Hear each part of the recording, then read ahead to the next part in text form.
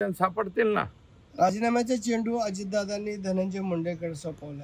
तो संपूर्णपणे अधिकार अजितदादांचा आहे त्यांचा। आता बहुतेक चेंडू त्यांनी त्यांच्या कोर्टात टाकलेलाच आहे ना की बाबा माझ्यावरती टीका झालती, मी राजीनामा दिलता। याचा अर्थ धनंजय मुंडेंनी समजून घ्यायचा की अजितदादा काय बोलतायत आणि अजितदादांच्या भोवती जे कोंडाळं आहे ते मला वाटतं त्यांना योग्य सल्ला देत नाही, अयोग्य सल्ला देतोय। त्याच्यामुळे त्यांच्या पक्षाची अपरिमित हानी निश्चितपणे बीड जिल्ह्यापुरती नाही, महाराष्ट्रामध्ये त्यांच्या पक्षाची हानी होणार आहे या प्रकरणामुळे। यामुळे राज्यकर्त्यांना काम करता येत नाही असं झालेलं आहे। कोणत्या राज्यकर्त्यांना? एकंदरीत आपण सगळ्या राज्यकर्त्यांचं लक्ष बीडकडे लागलेलं आहे। नाही, बीडकडे लक्ष लागणारच ना। बीडमध्ये आता द्यादोपारा माणसं मारल्यावर बीडकडे लक्ष नाही जायचं तर कुठं लक्ष जाईल मला सांगा ना।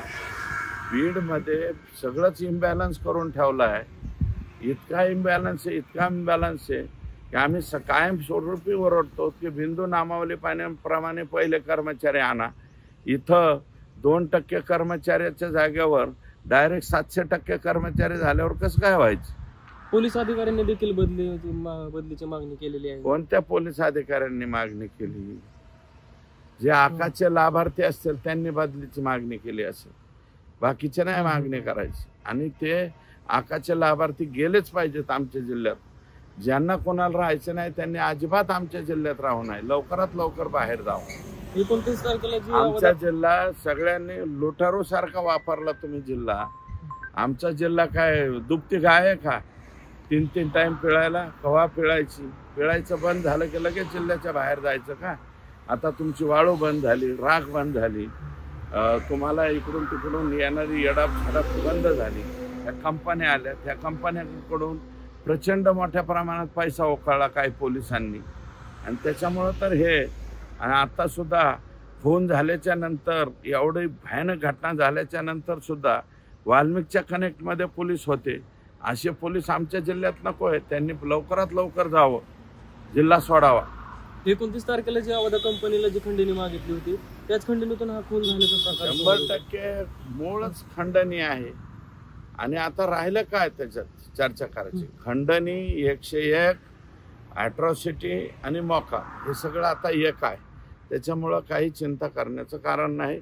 आका अंदर गेलेले आहेत, आता बाकीच्या लोकांनी सुद्धा। आणि माझं म्हणणं आहे की याच्यामध्ये सप्लिमेंटरी चार्जशीट सुद्धा होईल।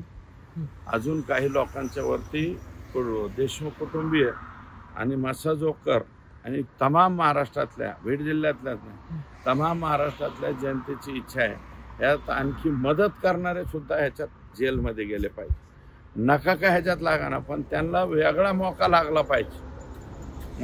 वेगळा मौका लागून हे आत गेले पाहिजे। भविष्यात कुणी चुकीच्या लोकांना मदती करता कामा नये अशा पद्धतीसाठी स्वतंत्र मौका लागावा अशी आमची विनंती। महाराष्ट्रातील सर्व बातम्यांचे विश्वासार्ह व्यासपीठ, सकाळच्या सर्व सोशल मीडिया प्लॅटफॉर्मला लाईक, फॉलो आणि सबस्क्राईब करा।